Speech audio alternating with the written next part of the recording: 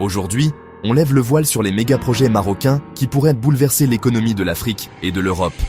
Ports géants, énergie verte, industrie high-tech, le Maroc avance en silence, mais avec une stratégie de puissance sur tous les fronts. Ces initiatives visent à faire du pays le hub africain de demain, capable de rivaliser avec les plus grands. Prêts à découvrir comment le Maroc compte redéfinir les équilibres économiques de la prochaine décennie? C'est parti! Premier arrêt, le port de Dakhla Atlantique. Plus qu'un port, c'est une future porte d'entrée pour le commerce africain, orienté vers l'Amérique du Sud et l'Afrique de l'Ouest. Avec plus d'1 milliard de dollars investis, il accueillera les plus grands navires et une immense zone industrielle pour transformer et exporter sur place. Objectif, concurrencer Durban et Lagos, désenclaver la région sahélo-saharienne et ancrer le Maroc comme leader logistique atlantique. Dakhla Atlantique, c'est le pari d'un Maroc au centre des échanges mondiaux.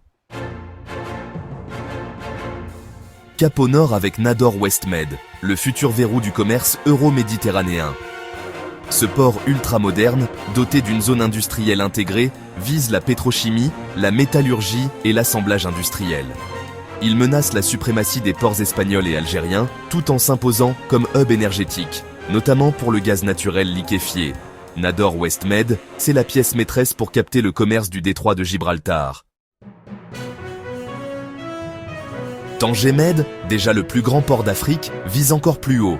Avec Tanger Med 2, il dépassera bientôt 9 millions de conteneurs par an, rivalisant avec Rotterdam et Anvers. Ce n'est plus seulement un port, mais un écosystème industriel qui attire Renault, Stellantis et d'autres géants mondiaux. Tanger Med devient le cœur logistique et industriel du Maroc, aux portes de l'Europe. Une démonstration de force qui change la donne régionale. Place à l'énergie avec X-Links, le plus long câble électrique sous-marin du monde.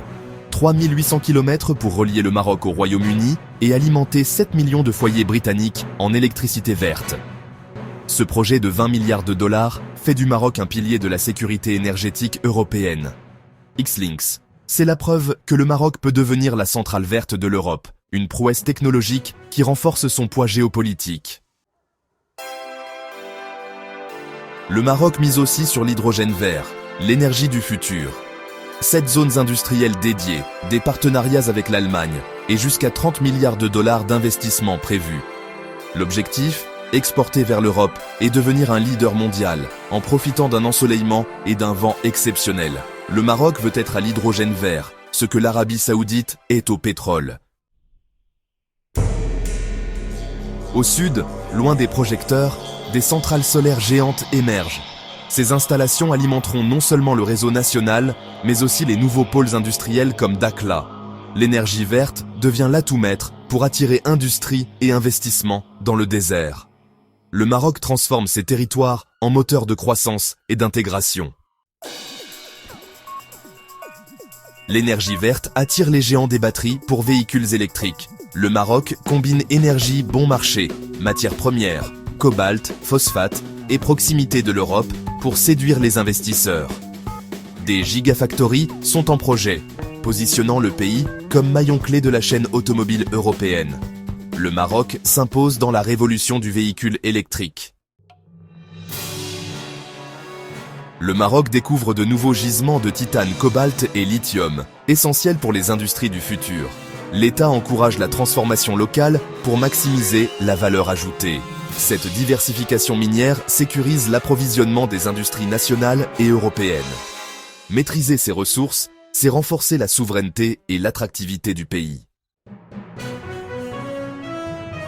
Le Maroc ne veut plus être l'atelier de l'Europe, mais un acteur à part entière. Dans le textile et l'aéronautique, il monte en gamme, développe ses propres marques et vise la conception, pas seulement la production.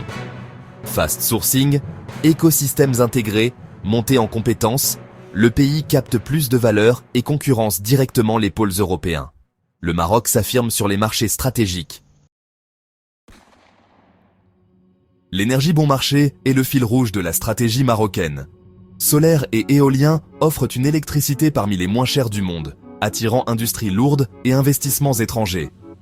Le Maroc exporte son énergie, mais l'utilise aussi pour bâtir une industrie ultra compétitive sur place. Un avantage structurel qui change la donne face à la flambée des prix en Europe. Port, énergie, matières premières, mais aussi capital humain. Le Maroc investit massivement dans la formation professionnelle, créant une main-d'œuvre jeune, qualifiée et adaptée aux besoins industriels. Cette jeunesse, alliée à des coûts compétitifs, attire les investisseurs et compense le vieillissement de la population européenne. Le capital humain, c'est la clé de la compétitivité marocaine de demain. En 2030, le Maroc sera le hub incontournable entre l'Europe et l'Afrique.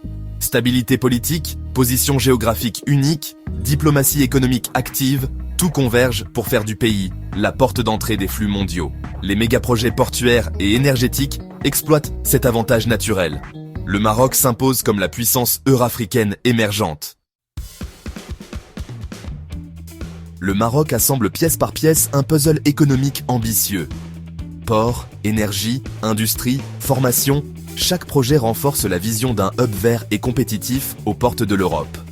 La décennie à venir sera décisive pour voir s'accomplir cette transformation. Dites-nous en commentaire quel projet vous semble le plus stratégique pour le Maroc de 2030.